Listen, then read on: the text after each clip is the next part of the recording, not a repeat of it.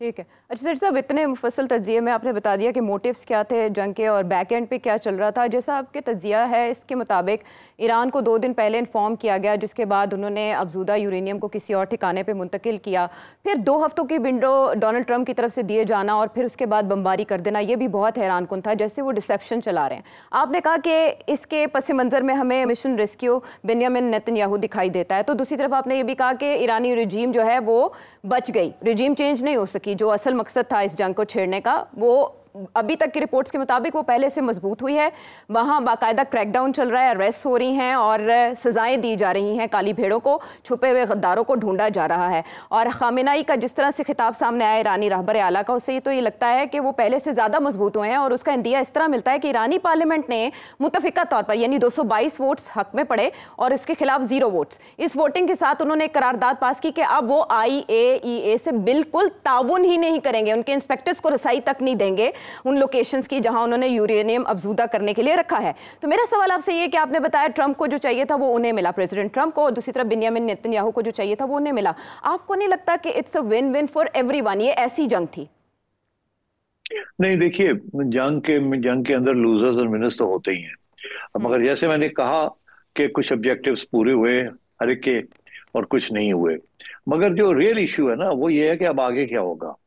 आगे ये हार जीत की बात नहीं है, आगे ये है कि अमेरिका ये चाहता है, जो कि अमेरिका की जीत होगी या डोनाल्ड ट्रंप की जीत होगी अगर उसको मिलती है, कि ईरान को कंपेल कर दिया जाए कि जी वो अब बिल्कुल यूरेनियम एनरिचमेंट नहीं करेगा, अच्छा। और ये डील की जाए। और ईरान का ये कहना है कि हम इंस्पेक्टर्स को भी अलाउ करेंगे अगर डील होती है तो, मगर हम अपनी इनरिचमेंट को खत्म नहीं करेंगे। अलबत्ता ये कि जैसे पहले हमने वेपन्स ग्रेड इनरिचमेंट तक नहीं की थी, अभी भी नहीं करेंगे। अच्छा। और ये बाय द वे ये अमेरिका भी तस्लीम करता है कि 2003 के बाद जब तक ये अग्रीमेंट थी और उसके बाद भी जब ये हुआ तो ईरान ने कोई खास इनरिचमेंट नहीं की। ये जो 60% की बात हो रही है, ये प्रोपेगेंडा हो रहा है ईरान के खिलाफ कि उन्होंने 60% बना ली, ये उसी किस्म की ड्रामा है कि जी वो जो 10 साल 15 साल से 20 साल से चल रहा है कि 6 महीने के बाद ये न्यूक्लियर वेपन बना लेंगे। अच्छा। मैं ये समझता हूँ कि ऐसी सिचुएशन नहीं है। अलबत्ता ये है कि ईरान अगर चाहे तो उन्होंने इतने इन्वेस्टमेंट कर लिए यूरेनियम की कि वो बना सकते हैं। मे बी उन्हें 6 महीने लग जाए या साल लग जाए अगर आज फैसला हो। मगर मैं समझता हूँ जो अग्रीमेंट आने वाली है उसमें ना ईरान की पूरी बात मानी जाएगी ना अमेरिका की पूरी बात मानी जाएगी। अमेरिका की पूरी बात ये होगी कि खत्म, ऑल एनरिचमेंट खत्म, all plants locked up, inspectors हर जगह पे। और ईरान का ये होगा कि नो, एनरिचमेंट पीसफुल पर्पसेस के लिए होगी, आपकी इंस्पेक्शंस और सख्त कर दें, दैट्स फाइन, हमें कोई इतराज नहीं है, बिकॉज हमारे इरादे ठीक नेक है, हम नहीं बनाना चाह रहे। मगर हमारे से सैंक्शंस जो हैं, जो हमारी इकोनॉमी को जिन्होंने डिस्टर्ब किया हुआ है और टाइट किया हुआ है, और हमें बड़ी सख्त तकलीफ है, हमारे ऊपर जो सैंक्शंस हैं specially on the export of oil, वो खत्म किए जाए। तो आई थिंक असली जो गेम है वो वहां जाएगी कि ईरान को अब कितनी सहूलत मिलती है for not reverting back to a full fledged nuclear enrichment process. तो उसके अंदर यही होगा कि डोनाल्ड ट्रंप ये कहेगा कि देखिए I am a man of peace, मैंने 2 जंगें रोक दी, अब मैंने ईरान के साथ भी एक डील थी वो कैंसिल करके उससे बेहतर डील कर ली। और वो बेहतर डील ये है कि ईरान जो है वो अब इन्वेस्टमेंट जो है वो बिल्कुल बहुत कम करेगा और हम इसको सेट करके रखेंगे। और हमने एक रिवॉर्ड भी दिया है क्योंकि उसने अच्छा बच्चा बना है, तो हमने उसको रिवॉर्ड दे दिया। ईरान ये कहेगा हम तो पहले ही नहीं कर रहे थे, तो अब अच्छा हुआ हमने अच्छी सियासत की है और हमने हमारे अपने से ऊपर जो सैंक्शंस हैं वो हमने वो खत्म करवा लिए हैं। ठीक है, नुकसान तो हुआ है मगर वील रीबिल्ड ईरान। तो इस किस्म की बातें दोनों तरफ से चलेंगी आगे। मेरा ख्याल है ये महीने के 1 महीना लगेगा नेगोशिएशंस में, अच्छा। और ये ना कोई अग्रीमेंट हो जाएगी between America and Iran on the nuclear enrichment thing, और एक नई अच्छा। डील आ जाएगी। ओके। अलबत्ता जहां मुझे फिक्र है और खतरा जो है, जो वो मैंने पहले भी इजहार किया था, मैं फिर कर रहा हूँ कि इसराइल की यही कोशिश होगी कि इसको डिरेल किया जाए, किसी न किसी जगह पे गन डाला जाए, कोई फॉल्स फ्लैग ऑपरेशन किया जाए, और फिर से लड़ाई झगड़े जो है डिस्टेबलाइजेशन की मुहिम चलाई जाए। लेकिन सेठ सो साहब, जिस बिकॉज लहजे में नेतन्याहू डोनाल्ड के ट्रंप ने बेंयामिन नेतन्याहू के बारे में या इसराइल के बारे में बात की, जब इसराइल की जानिब से टैक्स किए गए, आपको लगता है उसके बाद इसराइल कोई ऐसी जुर्रत करेगा?